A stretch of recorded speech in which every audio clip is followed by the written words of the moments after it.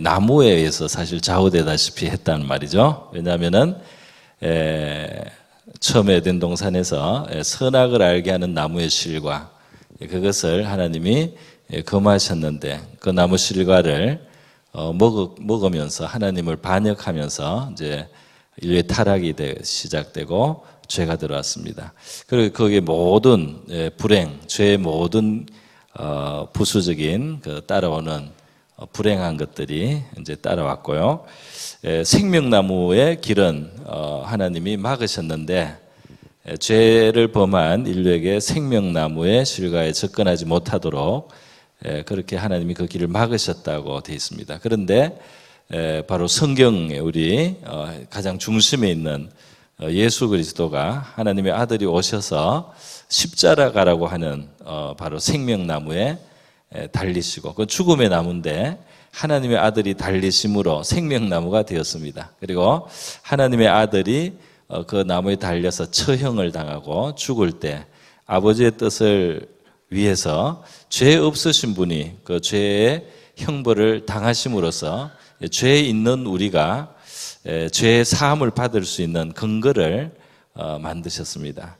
그래서 이 장차 천국에도 천국에 그 생명나무가 지금도 있지만 이 땅에서 우리가 예수 그리스도의 십자가를 우리의 생명나무로 받아들이고 예수님을 그의 살과 피를 먹고 마셔서 생명나무의 실과처럼 먹고 마실 때 이제 죄인 되었던 인류가 이 땅에서부터 고침을 받고 구원을 받을 수 있는 길이 열리게 된 것을 우리가 믿습니다. 그런데 이러한 바로 이 큰 주제가 나무라는 큰 주제가 성경에 인류의 타락과 구원에 있기 때문에 나무의 주제를 한번 살펴보았는데요. 앞서서 노아라든지 또 아브라함이라든지 또 야곱 이런 사람들을 보고 중요한 그 순간에 그 나무가 등장하는 것들을 우리가 좀 볼 수가 있었습니다. 오늘 모세 두 번째 시간인데요. 모세 두 번째까지 하고 앞으로 계속 계속 하지는 않을 것 같습니다. 주제를 조금씩 이제 옮기겠습니다. 오늘 지난 시간에 모세의 생애에 있었던 중요한 나무들이 있는데요.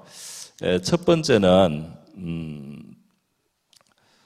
모세의 나무인데요. 첫 번째는 모세의 생명을 보했던 갈대 상자가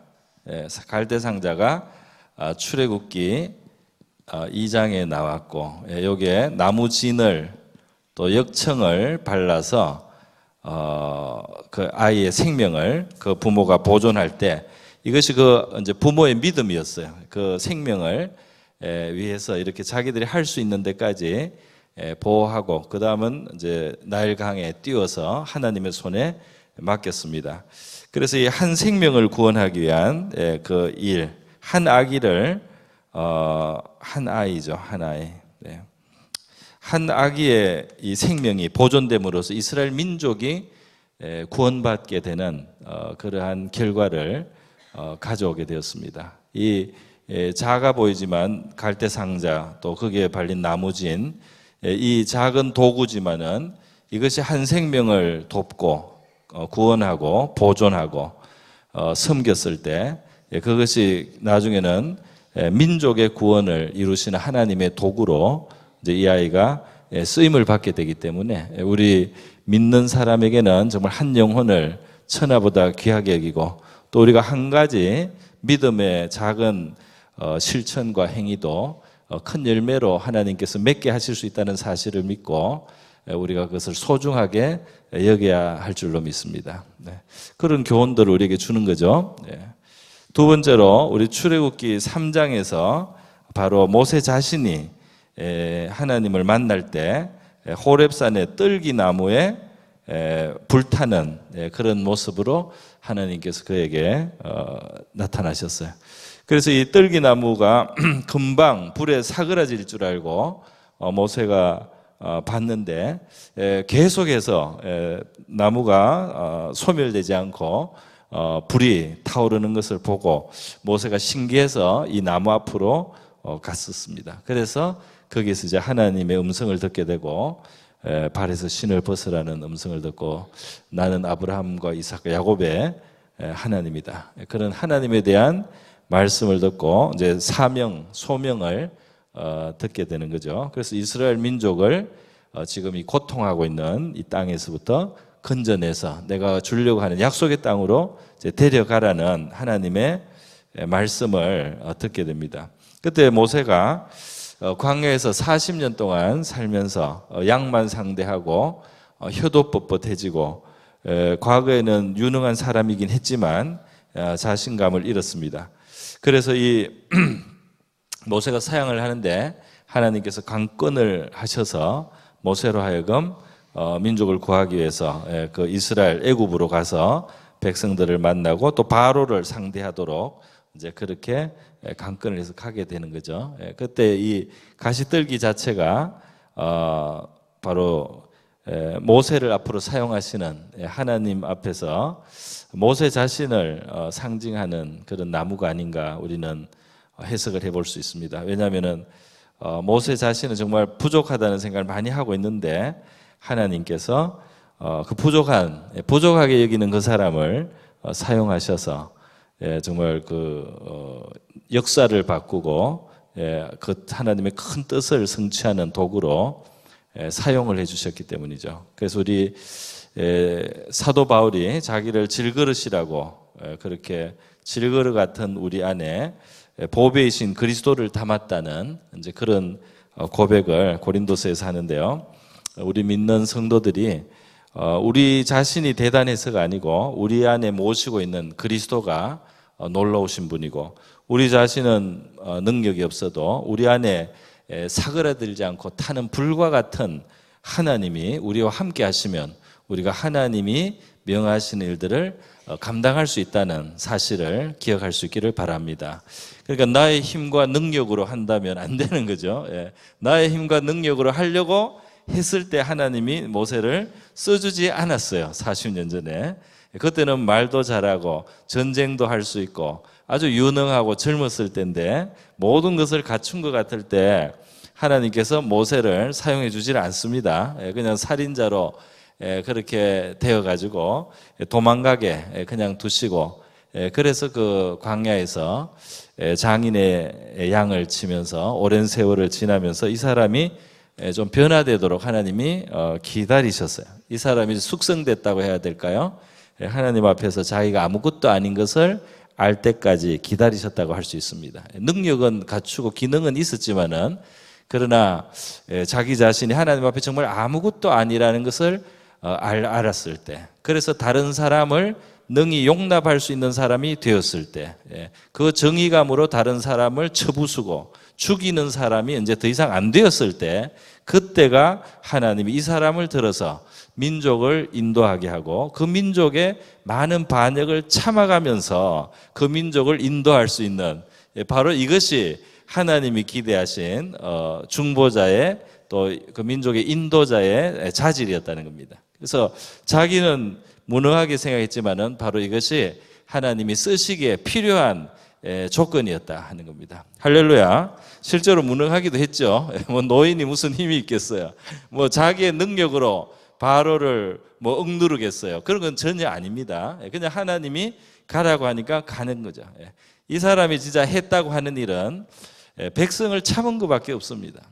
백성을 참은 거예요. 이 사람이 한 것은 참은 거고 능력은 다 하나님이 행하신 일인 줄 믿습니다. 이 사람이 한 것은 안 될 것 같은 일을 하라는 하나님의 말씀을 따라서 바로 앞에 간 거예요. 바로 앞에 시키는 말을 한 거예요. 하나님이 그러니까 시키는 대로 그냥 했을 뿐이고, 그런 뜰기나무 같은 모세를 우리 하나님께서 사용해 주셨다. 그런 의미에서 우리는 우리 생애가 한번 살다 가는데 하나님 앞에 우리가 쓰임 받을 수 있기를 바랍니다. 내 인생을 하나님 좀 의미 있게 뜻 있게 사용해 주시옵소서. 이런 성도들의 마땅한 기도일 텐데요.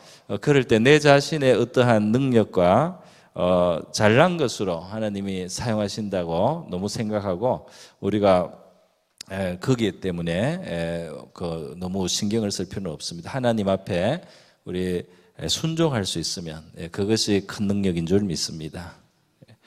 자, 그리고 세 번째로 출애굽기 9장과 10장에는 이제 하나님의 능력이 슬슬 나타나서 하나님이 그 재앙으로 애굽을 치시는데요.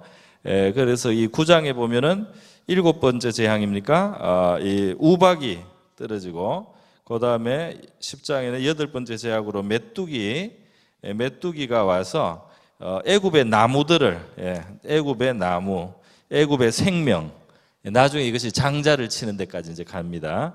애굽의 생명, 애굽의 미래를 이제 두드리기 시작하는 거예요. 패기 시작하는 겁니다. 그래서 이것이 다 뭐 꺾이고, 그리고 잡아먹히고 이렇게 하는데, 바로는 쉽게 굴복은 하지 않습니다. 처음에는 항상 굴복해 주는 것 같은데 나중에 고집해서 다시 해요. 그래서 이것이 이제 여기서 우리가 교훈을 보자면, 이 하나님의 능력이 역사해서 말이죠. 하나님의 능력이 역사했는데, 이 하나님의 역사하는 능력이 이 7번째 재앙, 8번째 재앙에서 분명히 하나님의 손이지만 이것으로 해결이 다 되지 않는다는 거예요.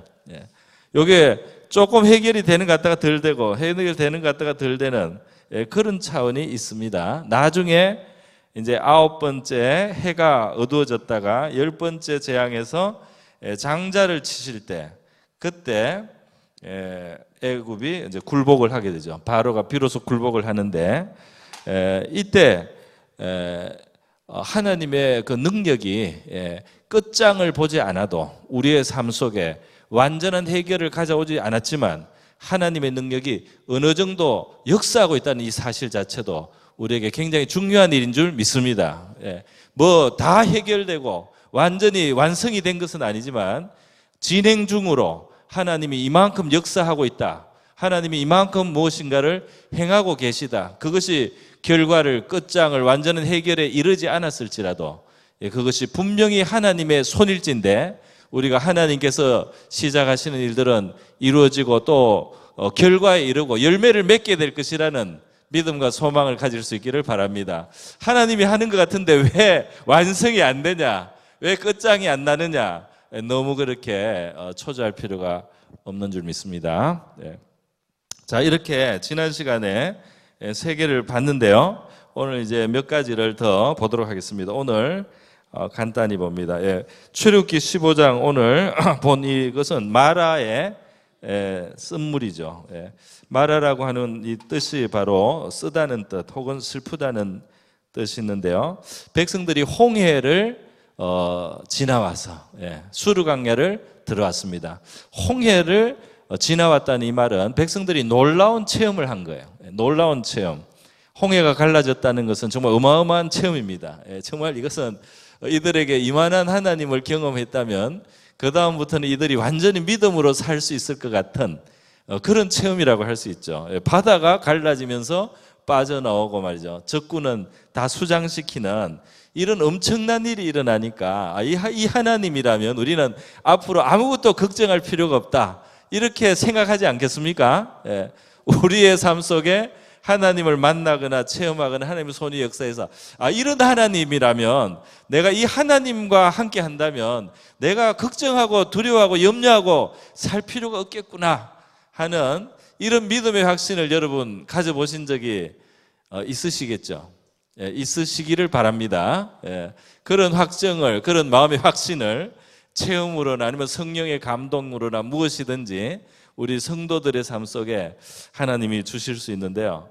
그런데 문제는 그렇게 하나님을 경험했다가도 우리 안에 육의 기질이 남아 있어가지고 이것이 계속 유지되지 못하는 것이 또 현실입니다. 그래서 이 이스라엘 백성들이 홍해를 건너와서 그 다음에 수르강야에 들어갔는데 3일 동안 물이 없는 상황을 당하니까 이제 현실이 더 압도적이 되었습니다. 3일 전에 홍해 갈라졌던 것보다 지금 3일 동안 목이 마른 상태가 더 현실인 거예요. 그래서 거기에서 믿음이 밀려나기 시작합니다. 믿음이 밀려나서 어디까지 밀려갑니까? 원망이 나오죠. 원망이 나옵니다. 무엇을 우리가 마실 수 있겠는가? 그렇게 불평을 하고 원망을 합니다. 하나님께 물을 달라고 그냥 구하면 되는데 꼭 원망을 하는 거죠. 그러니까 기도하면 되는데 원망을 한다 이 말이에요. 그래서 마라에서 백성들의 그 신앙이 큰 체험을 해도 신앙이 얕다 이 말입니다. 큰 경험을 해도 신앙이 얕아요. 아주 놀라운 경험을 했다고 신앙이 깊어진 게 아니에요. 이 신앙은 언제 정말 깊은 거냐? 입술에서 원망이 나오지 않고 어떤 상황에서도 하나님의 신실하심이나 하나님을 신뢰할 수 있다는 사실, 하나님의 선한 의도를 믿고 하나님 앞에 감사를 드리고 꿋꿋하게 필요한 것을 아뢰는 이런 속에 진짜 믿음이 보입니다. 그럴 때 진짜 믿음이 보이는 거예요. 뭐 천지가 뒤집어지는 경험을 했어도, 산을 옮기는 경험을 했어도 원망이 자꾸 나올 때는 우리 믿음이 아직 약하단 말이에요. 이 백성들이 마라의 쓴물에서 원망과 불평을 하게 되었을 때 모세도 하나님 앞에 부르짖게 되었습니다. 그럴 때 이제 하나님께서 이 어린 믿음을 너무 나무라지 않으셨어요. 너무 탓하지 않고 그냥 해결을 주셨습니다. 모세가 부르짖으니까 한 나무를 가르쳤다고 돼 있죠. 한 나무를, 어떤 나무인지는 모르겠는데 나무를 가르쳐서 그 물이 있기는 있는데 이 물이 쓰단 말이죠. 물을 먹었는데 써서 지금 못 먹게 되면서 이 백성들이 괴로워하니까 하나님이 나무를 가르치시고 이 나무를 그 물 샘에다가 던져라 그랬어요. 그래서 이 샘에 던졌더니 이 물이 쓴 물이 달아지고 해독이 되었습니다. 이 물이 못 먹는 사망의 물이었는데 생명의 물로 바뀐 거예요. 그러니까 이 나무도 별명을 붙이자면 이 나무가 생명의 나무가 되었습니다. 백성들에게. 그래서 이 광야길을 가면서요, 이 쓴물을 단물로 바꾸는 것을 하나님이 돌멩이나 뭐 이런 다른 걸로 쓰지 않고 나무를 취해서 하게 했는데, 뭐 나무의 성분이 역할을 어느 정도 했는지는 모르지만 하나님의 능력이겠죠. 하나님의 능력이 역사에서 이 나무로 물이 달아지는 것으로 만들어 주셨습니다. 그러면서 하나님은 이 사건을 통해서 나무가 쓴 것을 달게 하는 생명나무가 될 수 있다는 것을 하나 예고를 해주심으로써 바로 예수 그리스도에 대한 하나의 예표를 했다고 볼 수가 있습니다. 예수님께서 이 모든 성경은 나에 대한 것이다 이렇게 말씀하셨죠. 요한복음에서 성경은 나에 대해서 말하려고, 나에 대해서 설명하려고 다 한 것이다 말이에요. 그러니까 이 쓴물을 달게 한 나무는 십자가를 바라보는 하나님의 도구라고 할 수가 있겠습니다. 그래서 우리 인생에 쓴 인생을 달게 만들어 주시는, 우리의 쓴 잔을 달게 만들어 주시는, 우리의 비극적이고 비참하고 그리고 불행하고 원망이 가득한 그러한 인생에 감사와 기쁨과 소망을 주시는 바로 이 십자가의 구원이 있다 하는 것을 하나님이 예표한다고 할 수 있겠습니다. 할렐루야. 그래서 우리 뭐 예수님께서 가나의 혼인 잔치에서 맹물을 포도주로, 물을 포도주로 만들면서 이렇게 변화시키는, 물이 포도주가 되는 이런 변화도 주셔서요, 잔치의 기쁨을 유지시켜 주셨는데, 마찬가지로 이 십자가라고 하는 것은 바로 쓴 것을 달게 만들어 주시는 우리 하나님의 능력이 되는 줄 믿습니다. 그래서 괴로운 사람은 십자가에 달리신 주님을 바라보라는 복음서가 있잖아요. 어떻게 되죠? 괴로울 때 주님의 얼굴 보라. 뭐라고 되어 있습니까? 주님의 얼굴 보라. 주님 바라보아라. 세상에서 시달린 형 친구들아, 위로의 주님 바라보아라. 우리 이거 칠 수 있나요? 찾고 있어요. 한번 불러보겠습니다. 우리 설교는 시간 되면 무조건 끝내도록 하겠습니다. 네. 찾을 수 있으면 좀 보여주죠. 외로울 때 주님의 얼굴 보라, 평화의 주님 바라보아라. 세상에서 시달린 친구들아, 위로의 주님 바라보아라. 눈을 들어 주를 보라, 내 모든 염려 주께 맡겨라. 슬플 때에 주님의 얼굴 보라, 사랑의 주님 안식 주리라. 한 번만 더 불러보겠습니다. 괴로울 때 주님의 얼굴 보라, 평화의 주님 바라보아라. 세상에서 시달린 친구들아, 위로의 주님 바라보아라. 주님을 바라봅시다. 눈을 들어 주를 보라, 내 모든 염려 주께 맡겨라. 슬플 때에 주님의 얼굴 보라, 사랑의 주님 안식 주리라. 아멘. 네, 하나만 더 말하고 오늘은 마치겠습니다. 바로 15장 뒷부분에 이제 이어지는 것이 있습니다. 뭐냐 하면은 27절에 있는 대로 엘림에 이르니 거기에 물샘 12과 종려나무 70그루가 있는지라, 거기에 그들이 그 물 곁에 장막을 치니라. 그래서 결국은 이렇게 불평하고 원망도 했던 것이고 하나님께서 고쳐주셨지만 사실은 멀지 않은 곳에 샘이 있었습니다. 오아시스가 있었고요.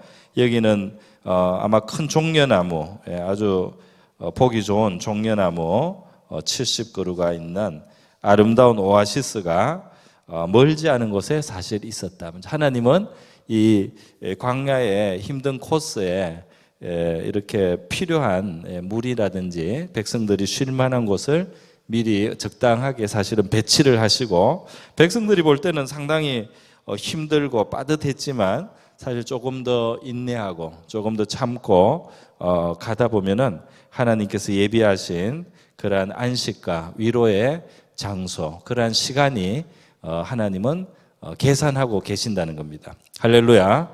하나님께서 무심한 분으로 우리가 생각하는 경향이 있어요.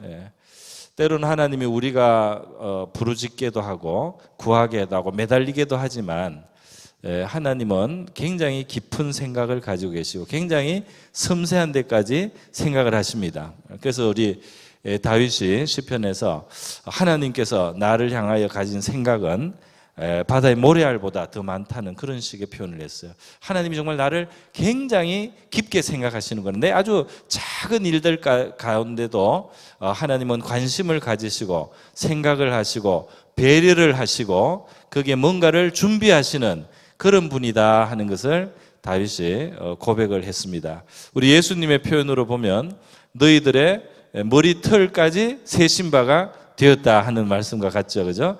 너희의 머리털까지 세신 바가 되었으니 너희는 염려하지 말라. 하나님은 너희에게 굉장히 깊은 관심을 가지고 계신다. 그래서 하나님이 허락하시는 일들 속에는 나름대로 의미가 있고 불안하지 말라. 너희들은 내던져져 있는 것이 아니다. 아무도 돌보지 않는 가운데 너희들이 있는 것이 아니고 너희를 돌보시는 분이 계신다는 사실입니다. 그래서 우리의 인생 광야 같은 인생길에서 목마른 곳과 힘든 상황도 우리가 때때로 통과를 하지만 우리 주님의 십자가를 바라볼 때 우리의 쓴 것이 달아지게 되는 줄 믿습니다. 또 그 순간이 바로 주님을 바라보게 되는 것 같아요. 예. 여러분 아까 전에 복음송 부르실 때 그냥 부르셨어요? 아니면 마음속으로 십자가를 생각했습니까? 그냥 부르신 분도 혹시 계신가요? 십자가에 달리신 정말 주님의 모습을 여러분이 마음으로 생각하고 바라보면서 부르셔야 됩니다. 예, 그렇게 되기를 바랍니다. 예. 그런데 우리의 괴로운 시간에 고난당하시는 주님, 십자가의 주님을 우리 마음의 눈으로 정말 바라볼 필요가 있는 줄 믿습니다. 예. 정말 채찍을 맞으시는 주님을 우리가 생각을 해야 될 필요가 있는 줄 믿어요. 예. 그럴 때 우리의 괴로운 자리, 고난의 자리에서 이상하게 우리가 받을 수 있는 은혜가 있는 줄 믿습니다. 네. 그리고 우리 주님과 우리가 더 가까워지는 어떤 은혜가 있게 됩니다. 할렐루야. 예. 그리고 예수님의 그 십자가와 모든 고난과 모든 고초와 그 아픔은 우리에게 약이 되고 우리의 고통을 달게 만들어주는 능력의 원천이 되는 줄 믿습니다. 네. 그래서 우리 예수님의 십자가의 고난은 말이죠, 우리를 위해서 돌아가신 것도 되지만 그것을 바라볼 때에 우리가 치료되는, 그것을 바라볼 때 우리의 쓴 것이 달아지게 만들어주시는 하나님의 능력의 양약도 되는 줄 믿습니다. 그래서 여러분, 우리를 위해서 쓴 것을 달게 하시는 하나님의 아들의 고난의 십자가, 그리고 우리의 삶 속에 예비하시는 하나님의 오아시스, 쉴 곳과 또 그 안식을 얻을 수 있는 것을 우리에게 종종 때때로 허락해 주시고 예비해 주셔서 우리의 이 공고한 삶을 위로해 주시는 하나님의 손이 저와 여러분에게 함께 하시는 줄 믿습니다. 네. 그래요. 오늘은 여기까지만 하겠습니다. 우리 여기까지만 하고 같이 한번 기도하고요, 말씀을 맺겠습니다.